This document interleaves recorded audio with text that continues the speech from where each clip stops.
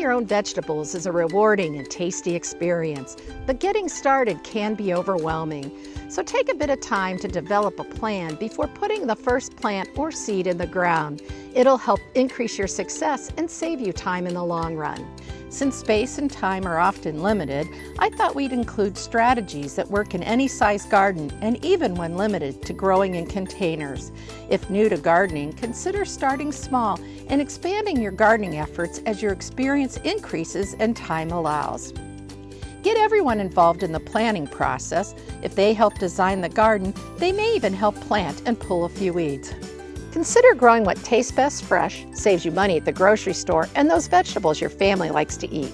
Sweet corn tastes great fresh from the garden, but requires lots of space for minimal harvest. Try growing vegetables that help you save money at the grocery store while you enjoy garden fresh flavor.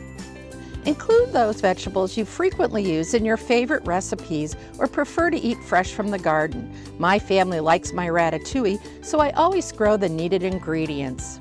You'll need to plant extra if you plan to preserve some of the harvest. Or consider purchasing fresh produce needed for preserving at the farmer's market. Review the list, check catalog descriptions, and your University Extension Services recommendations to make sure the vegetables selected will grow in your area. These vegetables need to mature within the available frost-free days and thrive in the seasonal temperatures. You'll maximize productivity and minimize frustration when matching vegetables to their preferred growing conditions. Some vegetables need more days from planting to harvest than may be available when gardening in colder climates. Some varieties of tomatoes, peppers, eggplants, sweet potatoes, and Brussels sprouts can take over 100 days to reach maturity. Start seeds indoors or buy transplants if the number of frost-free days is limited. Once you have your final list, you'll need to transform this into a plan. A piece of graph paper works well, but crayons or a computer may be a better option for some members of the family. Check tags, seed packets, and catalogs for planting times, days to harvest, and space requirements. Find a convenient sunny spot for your garden. Most vegetables grow and produce best in full sun and moist, well-drained soil. If sunlight is limited, try growing greens and root crops in those areas that receive less than 6 hours of direct sunlight. You'll also want to match the vegetables to the seasonal temperatures. Greens, peas, and broccoli are a few of the vegetables that grow and taste best when temperatures are cool. Tomatoes, peppers, melons, okra, and squash are a few of the warm season vegetables that require and thrive in warmer weather. Consider growing vegetables in wide rows to maximize growing space. Just give each plant enough space to reach full size. Then be sure you can reach each plant from pathways surrounding the garden bed.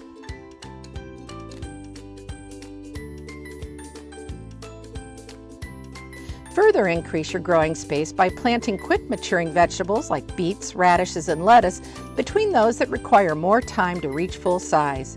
You'll be harvesting the quick maturing plants by the time those slower ones need the room.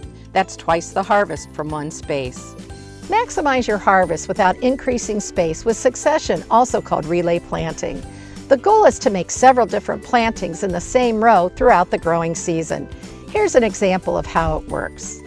Start planting during the cooler months of the growing season. Plants like lettuce, peas, beets, radishes, and broccoli thrive and taste best when the weather is cool. Once you finish harvesting these, replant the row with another vegetable like cucumbers, beans, tomatoes, peppers, or other vegetables that prefer the warmer temperatures. If time allows, you may be able to make a third planting. Going vertical is another way to save space and increase productivity. Train vine crops like cucumbers, squash, and melons onto trellises or other supports. This not only saves space, but also reduces the risk of disease by increasing light and air to all parts of the plant. Once your plan is on paper, it's time to put it to the test in the garden. Take pictures and make notes throughout the growing season to help you plan next year's garden. And don't be frustrated if things don't turn out as planned. That's the joy of gardening. We keep learning with every garden we plant and season we grow.